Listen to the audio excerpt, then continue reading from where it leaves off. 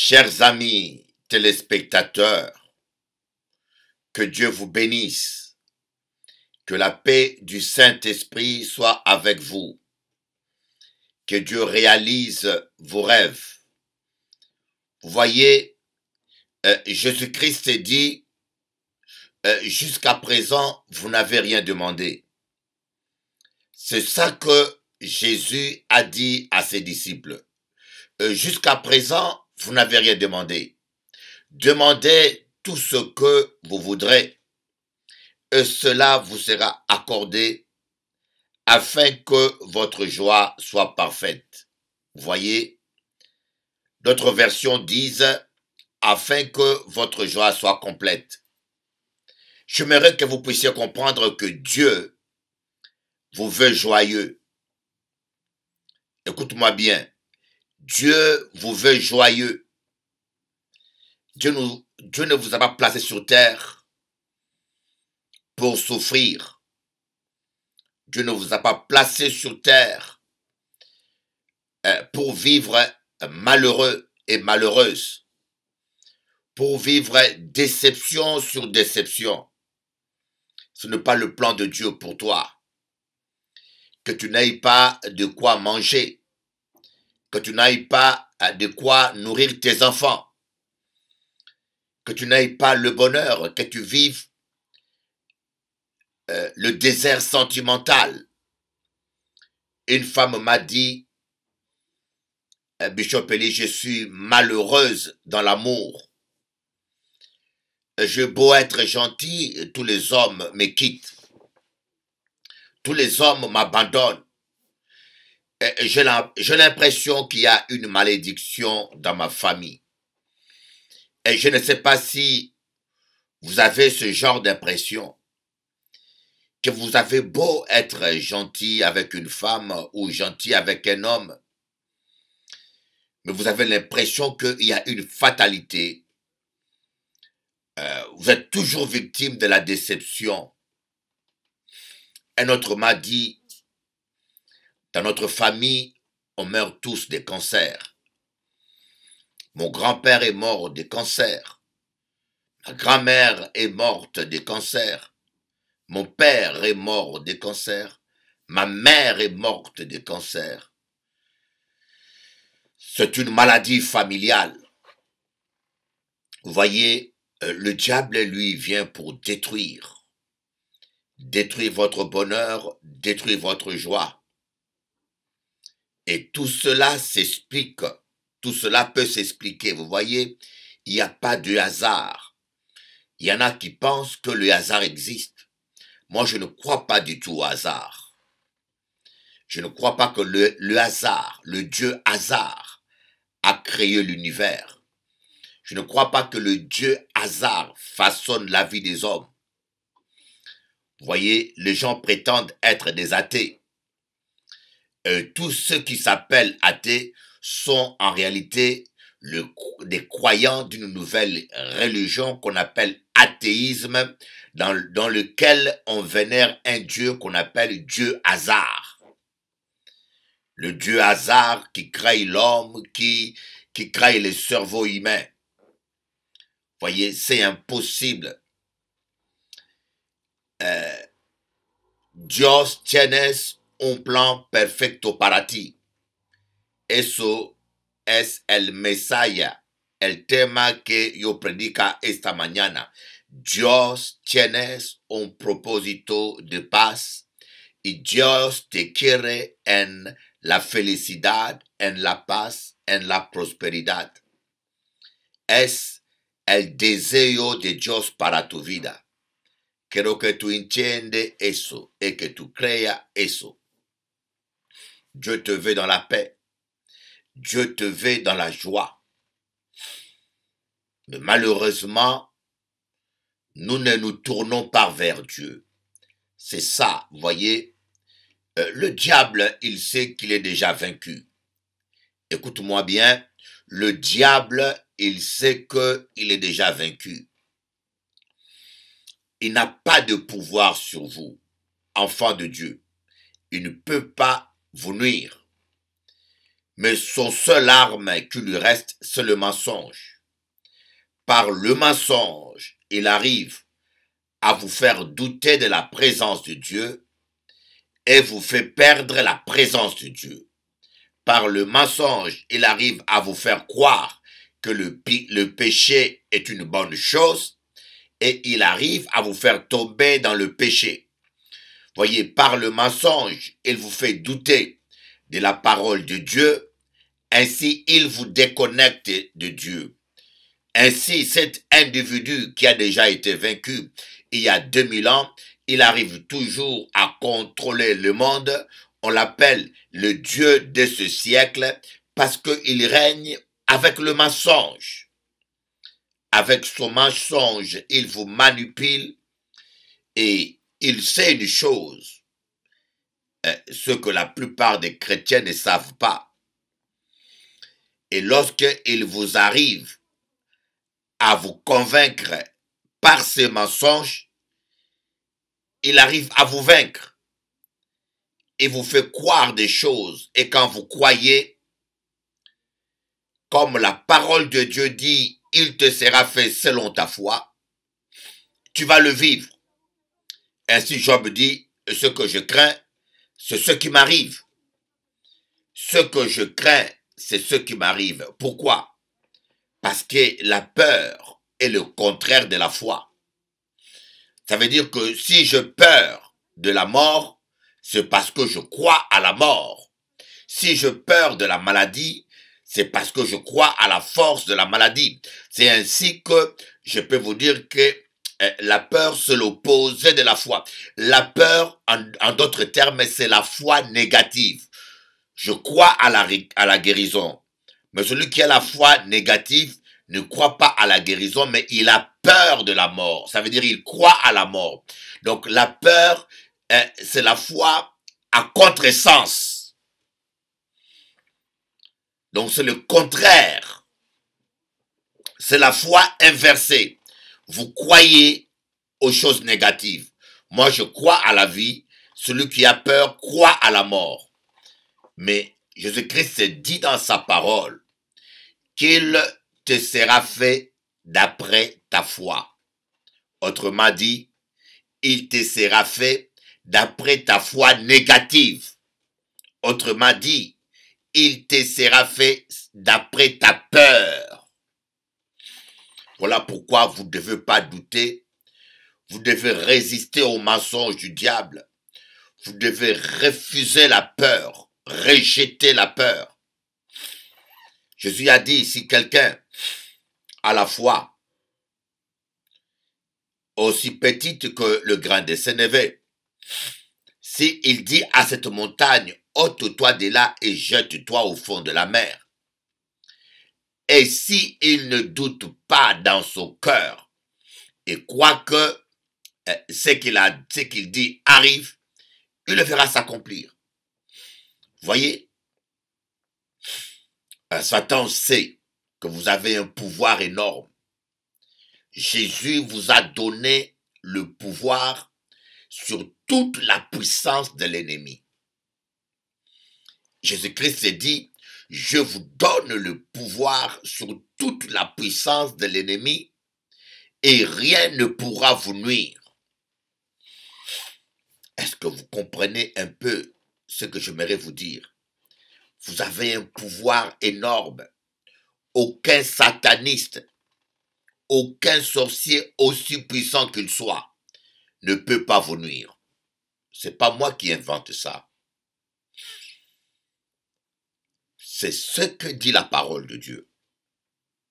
Rien ne pourra vous nuire. Rien comme rien. Jésus-Christ est le Dieu Tout-Puissant. Il dit, je vous donne le pouvoir sur toute la puissance de l'ennemi. Et rien ne pourra vous nuire. C'est la raison pour laquelle un jour, moi, en Guadeloupe, j'avais défié tous les sorciers de la Guadeloupe. J'avais défié tous les sorciers de la Guadeloupe à la télévision. Les gens m'ont pris pour un fou. Mais c'est parce que je sais que rien ne peut me nuire. Mais lorsque vous avez peur des sorciers, les sorciers pourront vous nuire. Parce que celui qui a peur des sorciers ne croit pas à la parole de Dieu. Il croit à la parole du diable. Jésus-Christ a dit, rien ne pourra vous nuire. Et si vous vous reposez sur cette promesse de Dieu, vous mettez foi à cette promesse de Dieu, et vous allez expérimenter la réalité que rien ne pourra vous nuire. Mais si vous ne croyez pas à cette parole, vous croyez au mensonge de Satan, alors là, la peur va envahir votre cœur. La peur des sorciers, la peur du voisin, ou la peur de je ne sais quoi. Cette peur va envahir votre cœur et cette peur va ouvrir une porte à l'ennemi. La peur ouvre la porte aux démons. La peur ouvre la porte à la maladie. La peur ouvre la porte à l'esprit des morts. Parce que la peur, c'est comme la foi. La foi ouvre la porte à l'intervention de Dieu. La foi ouvre la porte à la guérison. La foi ouvre la porte au miracle. Et la peur fait le contraire. La peur ferme la porte à la guérison et ouvre la porte à la maladie. C'est la peur des cancers, la peur de la mort qui tue la plupart des croyants. Jésus a dit, rien ne pourra vous nuire. Et si vous croyez à cette parole, je vous dis, en cas parler ou de bitin que moi j'ai expérimenté. Je connais trop de chrétiens qui vivent dans la peur des sorciers. Trop de chrétiens qui vivent dans la peur de voyants. Trop de chrétiens qui vivent dans la peur de malédiction. C'est pour cela, Job a dit, ce que je crains, c'est ce qui m'arrive. Pourquoi? Parce que quand tu crains quelque chose, tu ouvres la porte à la chose. Quand tu crains la maladie, tu ouvres la porte à la maladie. Quand tu crains l'accident, tu ouvres la porte à l'accident. Quand tu crains la mort, tu ouvres la porte à la mort. Mais quand tu crois à la guérison, tu ouvres la porte à la guérison. N'ayez pas peur. C'est pour cela que Jésus a dit aux disciples, ne craignez rien, ne soyez pas troublés. Croyez en moi et croyez en mon Père.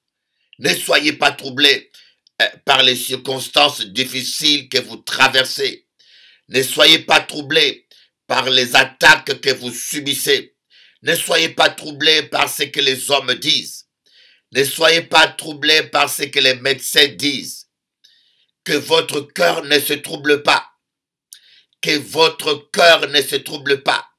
Parce que lorsque le cœur est troublé, la foi devient fragile. Lorsque le cœur est troublé, et c'est la raison pour laquelle dans Proverbe on dit « Garde ton cœur plus que toute autre chose ». Parce que c'est dans ton cœur qu'il y a la foi, que la foi prenne racine. C'est dans ton cœur que le Saint-Esprit parle. C'est dans ton cœur que la vie de Dieu est. Voyez, quand vous gardez votre cœur, vous gardez toutes ces bénédictions en vous. Mais lorsque votre cœur est troublé, ou lorsque votre cœur est envahi par le péché, vous perdez contrôle. Voyez, vous perdez contrôle. Vous êtes complètement dans une mauvaise direction. Et voilà pourquoi Jésus a dit à ses disciples que votre cœur ne se trouble pas. Croyez. Croyez simplement que je suis capable. Croyez seulement. Je t'ai dit, si tu crois, tu verras la gloire de Dieu. Croyez, mon ami. Je veux simplement que tu puisses croire. Voyez, nous cherchons à comprendre. Ne cherche pas à comprendre. Crois simplement. Nous voulons comprendre pour croire. Voyez, nous voulons comprendre d'abord pour croire. Mais ne cherchez pas à comprendre parce que vous ne pourrez pas toujours comprendre. Vous ne pourrez pas tout comprendre parce que les voies de Dieu sont imprévisibles. Les voies de Dieu sont impénétrables. L'apôtre Paul dit que les voies de Dieu sont impénétrables. Vous ne pourrez pas toujours tout comprendre. Croyez simplement que Dieu est fidèle, que Dieu veille sur sa parole pour l'accomplir, que ce que Dieu vous a promis, il va le faire. Peu importe ce qui se passe autour de vous, peu importe ce que les gens disent, peu importe ce que vous ressentez sur votre peau, peu importe ce que les hommes pensent, peu importe ce que vous pensez, mais le plus important, c'est la parole de Dieu. Ainsi, l'apôtre Jean va dire, si votre cœur vous condamne, Dieu est plus fort que votre cœur. Si votre cœur vous condamne, Dieu est plus fort que votre cœur. La parole de Dieu est plus forte que ce que vous ressentez. Voyez, dans le cœur, là, il y a les sentiments. C'est la partie émotionnelle dans l'âme, la partie émotionnelle de l'homme. Voyez, si votre cœur vous condamne, si vous sentez une condamnation dans vos sentiments ou dans avec votre observation, ne vous fiez pas à tout cela. Ce n'est pas parce que vous vous sentez pas bien que vous êtes mal barré. Ce n'est pas parce que vous ne vous sentez pas bien que Dieu n'est plus avec vous. Ce n'est pas parce que vous ne vous sentez pas bien que Dieu vous a rejeté. Non. Moi, je m'appuie sur la parole de Dieu. Cette parole qui me dit, jamais il me délaissera, jamais il m'abandonnera. Dieu a dit ça. Jamais je ne te délaisserai, jamais je ne t'abandonnerai. Que je me sente bien ou pas bien, je crois que Dieu m'a pas abandonné parce qu'il ne peut pas mentir. Que je me sente triste, angoissé, je m'appuie pas sur ce que je sens. Même si mon cœur me condamne, mais je sais que la parole de Dieu est plus forte que tout ce que je peux sentir, que je peux voir, que les gens peuvent dire, que je peux écouter.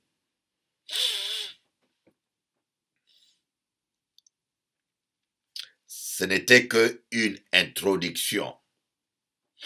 Nous allons prier avant de commencer notre émission de ce matin.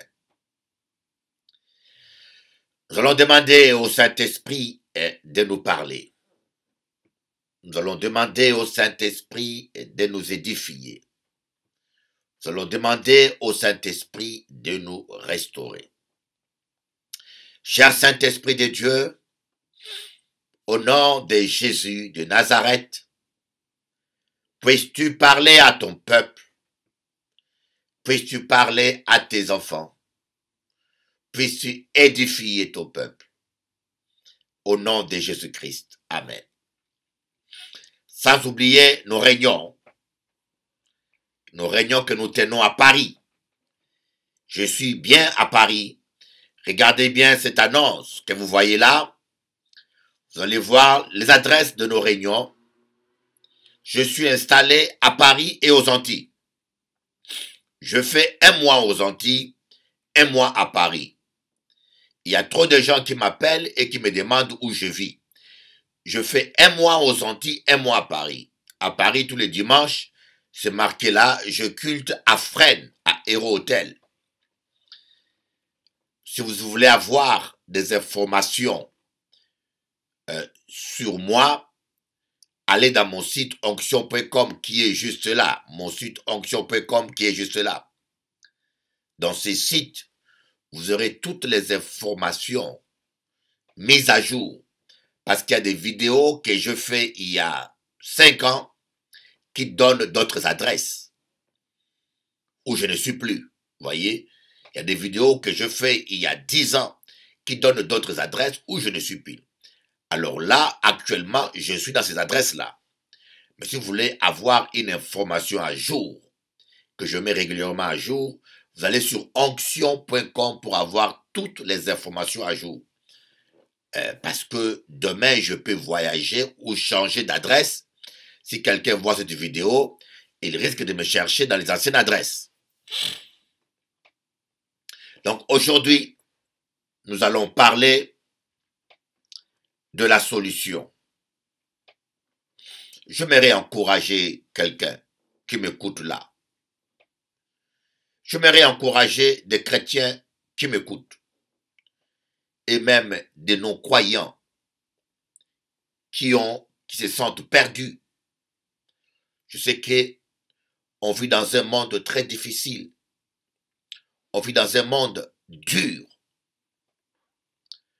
On vit dans un monde sans pitié, dans un monde cruel, mes amis. Aujourd'hui, j'ai suivi une émission de télévision où je vois une femme qui fait des kilomètres et des kilomètres et qui dépense des gros moyens pour sauver des chats et des chatons. Je trouve ça formidable.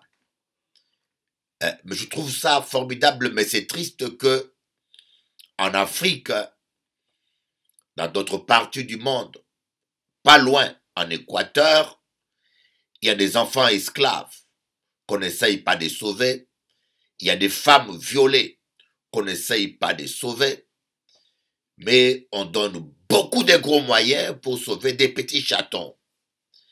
Les mêmes moyens, on leur investi dans ce pays d'Afrique. Il y aura plein de bébés qui ne seraient pas morts. Voyez, le monde, les systèmes de ce monde est un système cruel, est un système méchant, égoïste et injuste.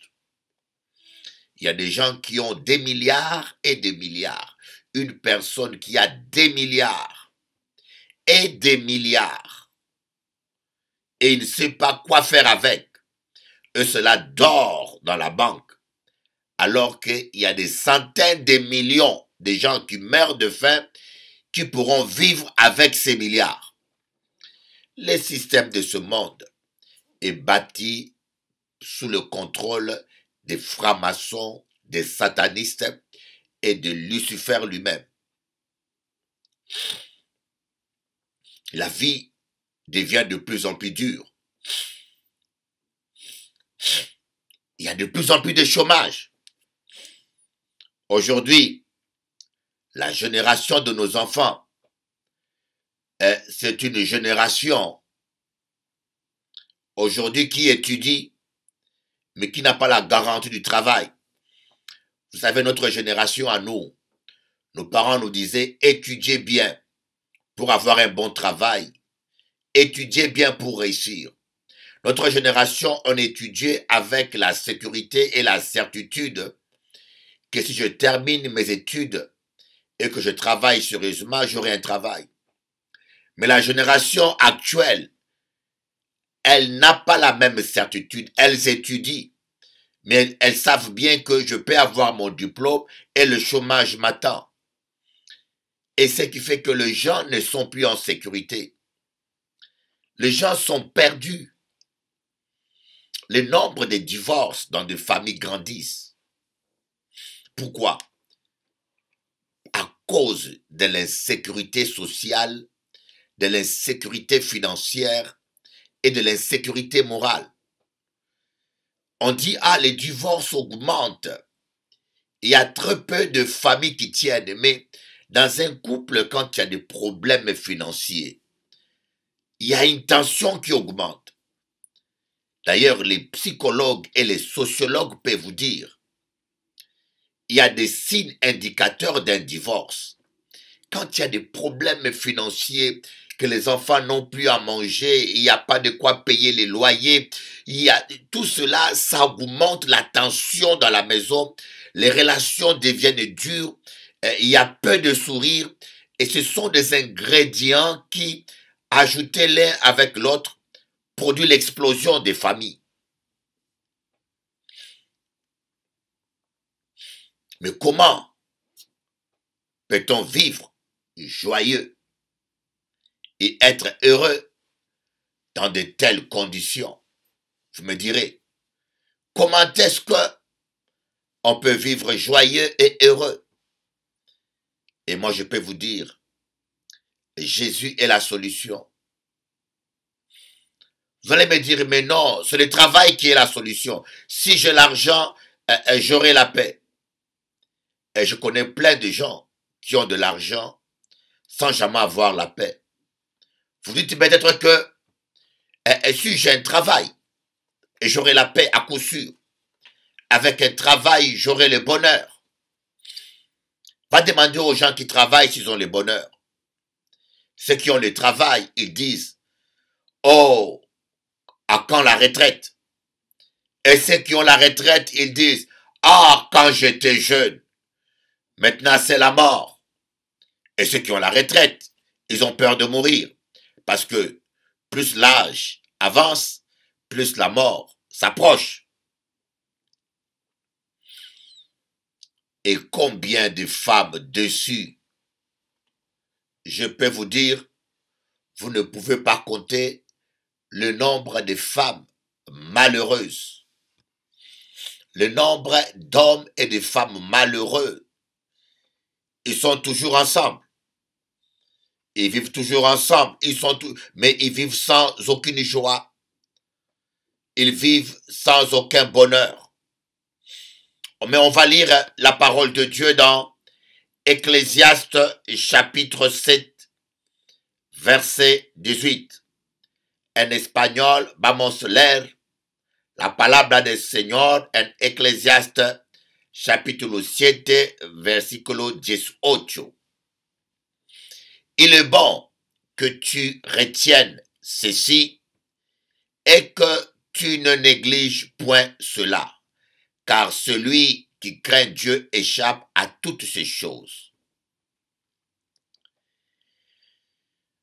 Dans d'autres versions, on dit « Celui qui craint Dieu trouve une issue en toutes circonstances ».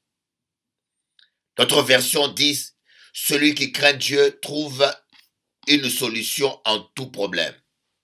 En espagnol, esa versículo dice que la persona que ama a Dios, la persona que tiene temor de Jehová, tiene solución en todos problemas, en cada problema. No importa qué problema tú vives en tu vida, tú debes entender que Dios tiene solución para tu problema. C'est ce que dit la Bible. Écoute-moi bien. C'est ce que te dit la parole de Dieu. Le Dieu qui ne ment pas. Jésus a dit, le ciel et la terre passeront,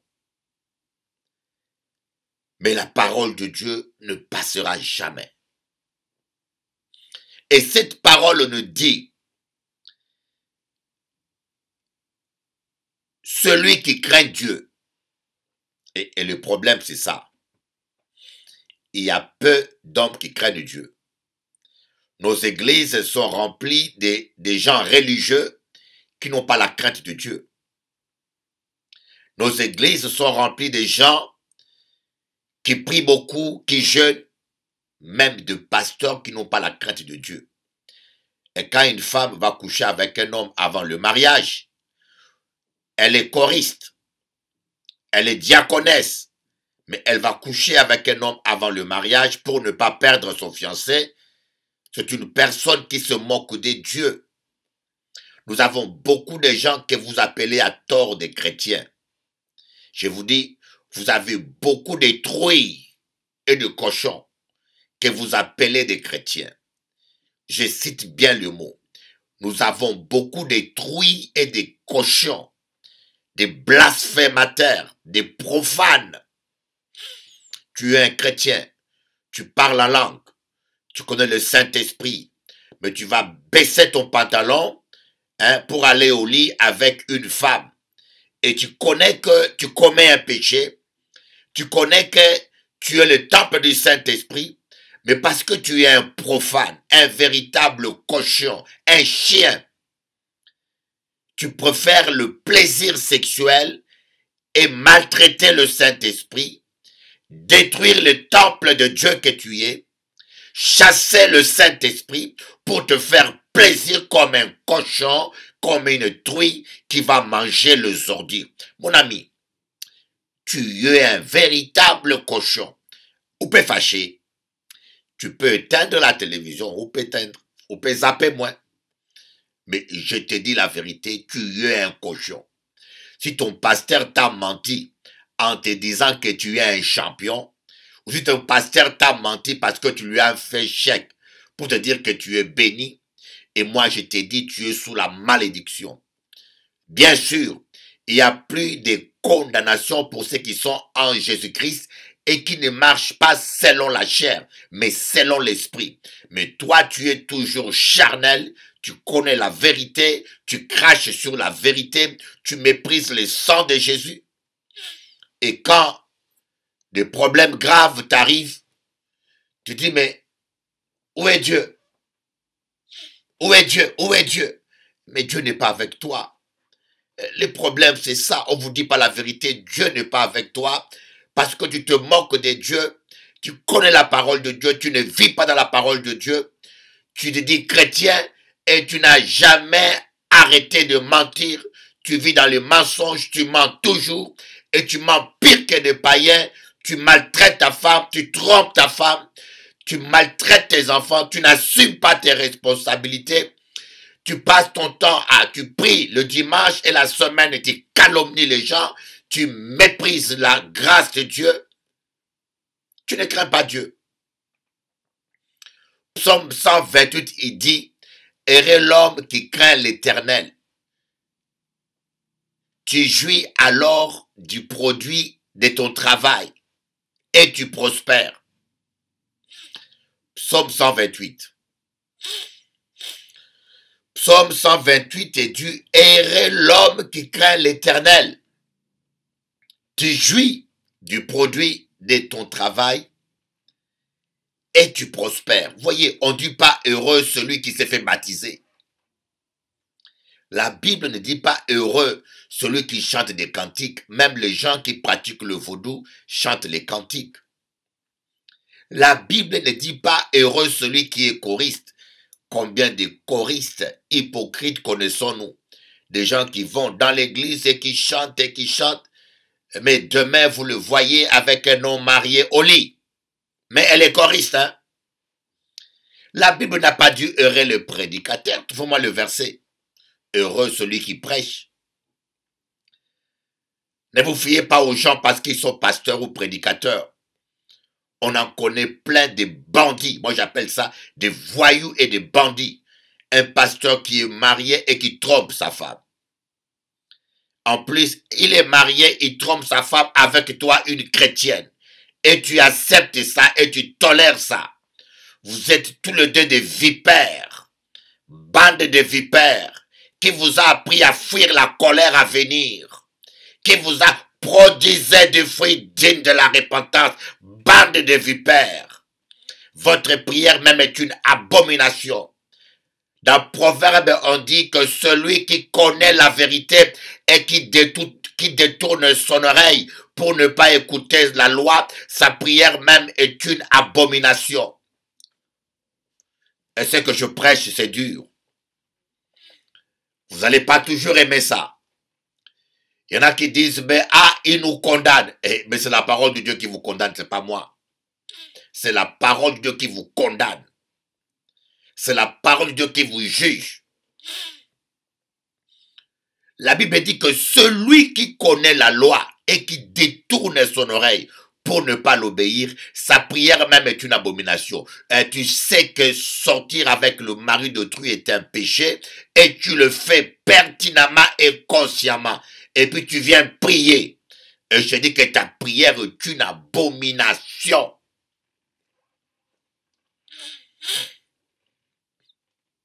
L'obéissance vaut mieux que le sacrifice. Nos églises sont remplies de gens qui ne veulent pas obéir à la parole de Dieu. Ils sont chrétiens seulement quand il faut chanter les cantiques, quand il faut danser dans l'église. Ils sont pasteurs seulement quand il faut prêcher. Ils sont pasteurs pour ramasser la dîme et les offrandes. Mais quand il faut obéir à la parole de Dieu, vous n'obéissez pas.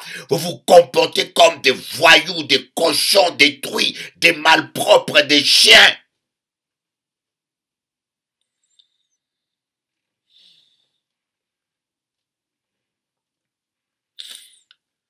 Vous dites, mais Bishop Eli, tu nous appelles des chiens.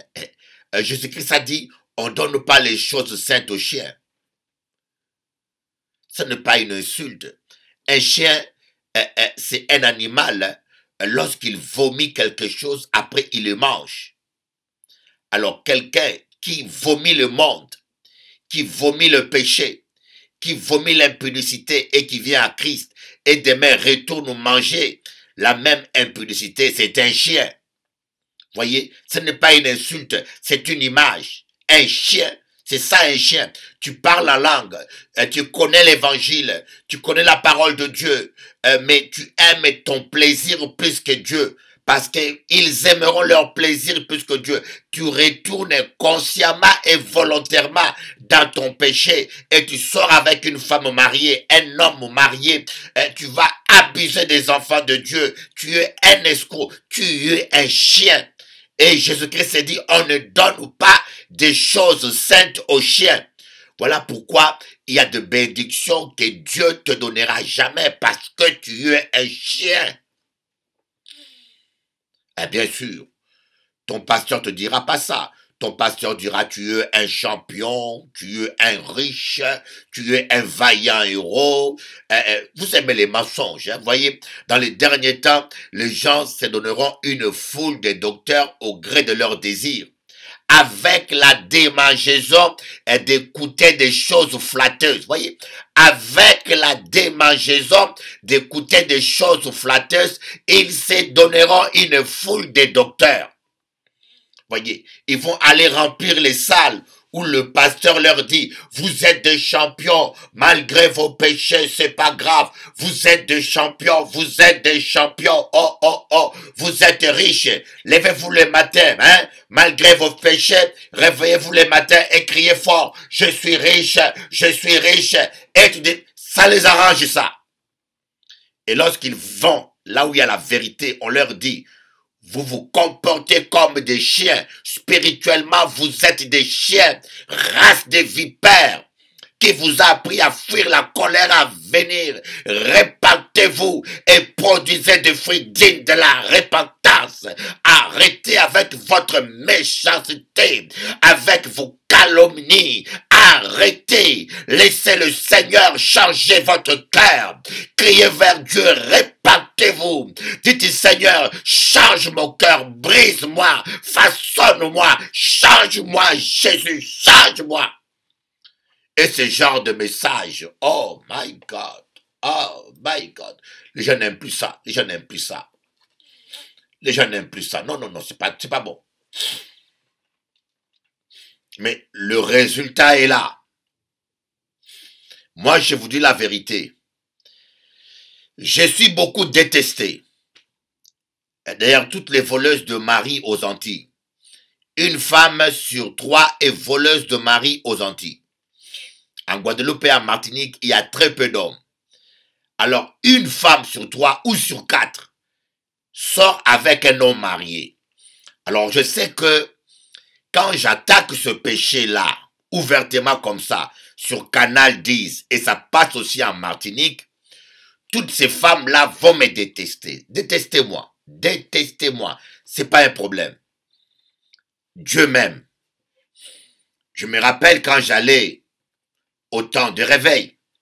Au temps de réveil, j'allais prêcher là-bas. Il y avait une femme qui sortait avec un homme marié.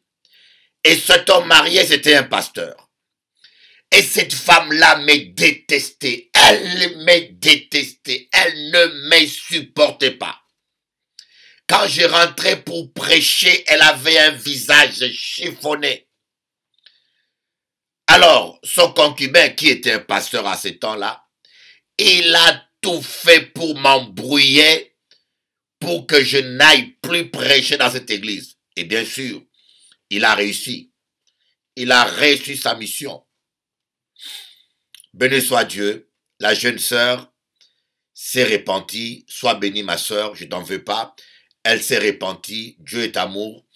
Et ce pasteur, j'espère qu'il a arrêté. Apparemment, d'après ce que j'attends, il s'est repenti aussi. Mais les gens qui ont l'esprit du monde, l'esprit de Jézabel a toujours combattu Élie. Voyez, l'esprit de Jézabel ne supporte pas les Élie. Quand vous avez l'onction de Élie et que vous prêchez la vérité et que vous attaquez le péché, vous dénoncez le mal, tous les gens qui ont l'esprit de Jézabel, qu'ils soient femmes ou hommes ou pasteurs, vont vous détester et vous combattre à tout prix. Mais nous ne cherchons pas à plaire aux hommes. Nous cherchons à plaire à Dieu. Voyez, ne cherchez pas à plaire à un homme. Cherchez à plaire à Dieu parce que ce que Dieu peut te donner, aucun homme ne pourra jamais te le donner. Notre récompense viendra de Jéhovah. Ma petite sœur, mon frère, je ne suis pas là pour vous juger. Je suis là pour vous dire la vérité. Je suis là pour vous dire la vérité. Parce que je vous aime. Parce que je vous aime, je vous dis la vérité. Vous êtes nombreux là à vous poser la question, mais comment est-ce que je prie, je ne vois pas la gloire de Dieu? Parce que on vous ment. On ne vous dit pas la vérité. La Bible dit, celui qui craint Dieu trouve une issue en toute situation. Est-ce que vous craignez Dieu? C'est ça le problème. La Bible dit, toute chose concourt au bien de ceux qui craignent l'Éternel. Mais combien de chrétiens j'attends à tort s'approprier ce verset-là? Toute chose concourt au bien de ceux qui craignent l'Éternel. Alléluia, alléluia. Mais il vit dans les mensonges, les gars. Il prend ce verset, toute chose concourt au bien de ceux qui craignent l'Éternel. Alléluia, alléluia. Mais il vit dans le concubinage, dans la méchanceté. Mais c'est pas pour toi cela. Ce sont des bénédictions qui sont réservées aux enfants de la maison. Jésus a dit, on ne donne pas les choses saintes aux chiens. Cette femme-là à qui Jésus avait dit, on ne donne pas les choses saintes aux chiens. Il dit, même les chiens mangent les miettes. Ça veut dire que cette femme-là s'est repentie. Il s'est repenti. Vous devez quitter le rang des chiens, vous repentir sincèrement pour être béni. Dieu ne vous rejette pas. Écoute-moi, ma petite sœur. Dieu ne te rejette pas. Et moi, je ne te condamne pas. Mais je veux que tu saches la vérité. Il faut appeler chat, chat, chien, chien. Il faut dire la vérité aux gens. Je ne veux pas que tu ailles en enfer dans l'ignorance. Il faut que tu saches que toi qui vis dans le péché, que tu vas aller en enfer. Et que si tu meurs dans ton péché là, tu vas aller en enfer. Même si le pape en personne vient faire la messe de requiem pour toi. Même si 25 prêtres de la Martinique viennent te verser des seaux d'eau bénie. Tu vas aller en enfer. Si tu meurs dans le péché ou dans la haine, dans la méchanceté, sache que tu vas atterrir en enfer. Voilà pourquoi, dès maintenant, je te dis, abandonne le péché et répands-toi. Dès maintenant, pardonne aux gens. Enlève la haine dans ton cœur. C'est comme un enfant en Afrique. Une histoire vraie. Il y avait une mère qui aimait mal son enfant. L'enfant a été mordu par une vipère. L'enfant a été mordu par une vipère et la mère a commencé à gonfler. La voisine a pris un coutelas. Vous savez qu'en Afrique, il n'y a pas d'antidote. Une vipère qui te mord, dans 20 minutes, 30 minutes, tu meurs. Et vous savez, dans les villages en Afrique, il n'y a pas d'hélicoptère. Il n'y a pas d'ambulance. Et même s'il y en avait, des fois les hôpitaux n'ont pas des antidotes contre les venins. Donc parfois, la seule solution qu'il y a, c'est l'amputation. Il faut couper les bras. Il faut couper les bras. Alors la voisine a pris un coutelas. Elle a dit, coupez ses bras vite. Et maman a dit, non mon fils, non, pas faire du mal à Timoun à moi. Ne fais pas du mal à mon fils. Il caresse le bras. Ah maman, ça fait mal. Oh mon fils. La voisine a dit, coupez les bras de l'enfant. La mère voulait rien attendre. Et le venin a pris le temps de monter, et dans le cœur, l'enfant est mort. Voyez, vous avez des pasteurs qui ne vous aiment pas bien. Des pasteurs qui vous caressent toujours le bras tant que vous donnez la dîme et les offrandes. Ils vous caressent. Oh ma fille, tu vas prospérer. Oh ma fille, Dieu est avec toi. C'est comme un pasteur, un soi-disant prophète, je ne sais pas s'il vient encore à Martinique, il va voir un pasteur qui est dans l'adultère et Dieu ne lui montre pas l'adultère de ce pasteur. Il va prophétiser, tu es un homme de Dieu béni, tu es un homme de Dieu, Dieu est ici, Dieu est dans cette église, Dieu marche avec vous, Dieu va t'utiliser. Voilà des flatteurs, des faux prophètes, des menteurs. Dieu te montre tout sauf le péché du gars. La mère ne veut pas qu'on coupe le bras de l'enfant et l'enfant est mort. Entre la mère et le voisin, la voisine, qui aimait plus l'enfant? C'est la voisine. Il y a des pasteurs qui ont l'onction d'Élie, qui vont vous dire la vérité, et c'est dur parfois. Ah oui, c'est dur. Mais vous attendrez la vérité, et la vérité vous affranchira. Tu te comportes comme une truie, tu es une truie, on te dit que tu es une truie. Comment une femme peut se dire chrétienne? Chaque année, elle couche avec un homme différent comme une truie, hein, comme une prostituée. Et tu n'as pas honte, tu viens à l'église, tu chantes des cantiques, tu rentres en transe, mais tu n'as pas honte. Regarde la parole de Dieu. La parole dit que tu es une truie. Ta place n'est pas dans la maison de Dieu. Tu dois te repentir. Comment une femme peut se dire chrétienne? Chaque année, yoka couche avec un homme différent. Et tu dis, Dieu donne-moi un mari. Dieu donne-moi un mari. Tu vas te marier, hein, avec une expérience de 50 hommes, hein. Tu as 50 ans, c'est 50 hommes différents. Tu es comme un boulevard. Et tu parles la langue.